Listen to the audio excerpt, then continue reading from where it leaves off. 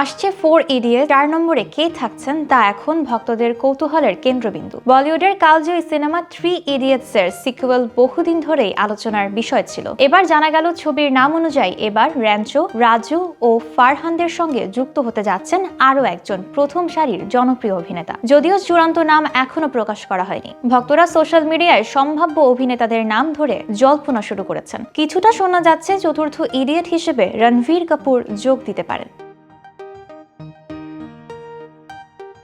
বলিউড সংবাদ মাধ্যম পিঙ্ক ভিলারের প্রতিবেদন অনুযায়ী বর্তমানে ছবির চিত্রনাট্য লেখার কাজ চলছে এবং চতুর্থ চরিত্রের জন্য প্রার্থী যাচাই করা হচ্ছে। নির্মাতারা নিশ্চিত করেছেন যে সিকুয়েল কেবল প্রথম সিনেমার ধারাবাহিকতা নয়, বরং গল্পের নতুন মোড় এবং চরিত্রগুলো আরও গভীরভাবে উপস্থাপনা করবে। মূল 3 বন্ধু র্যাঞ্চো, রাজু ও ফারহানের পাশাপাশি কারিনা কাপুর খানও তার চরিত্রে ফিরে আসার সম্ভাবনা রয়েছে।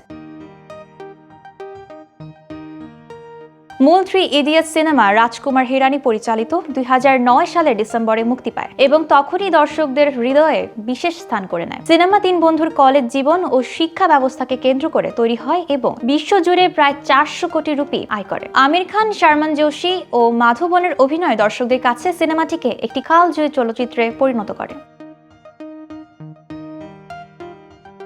নির্মাতাদের উদ্দেশ্য এই সিকুয়েলের মাধ্যমে পুরনো গল্পকে আরও বড় পরিসরে তুলে ধরা। নতুন চতুর্থ চরিত্র সংযোজনের মাধ্যমে গল্পের তাজা গতিশীলতা এবং নতুন মজার চরিত্রগত সম্পর্ক যোগ হবে। ভক্তরা আগ্রহের সঙ্গে অপেক্ষা করছেন কে হবে এই চতুর্থ ইডিয়ট এবং কিভাবে 3 বন্ধুর সঙ্গে তার সম্পর্ক গড়ে উঠবে।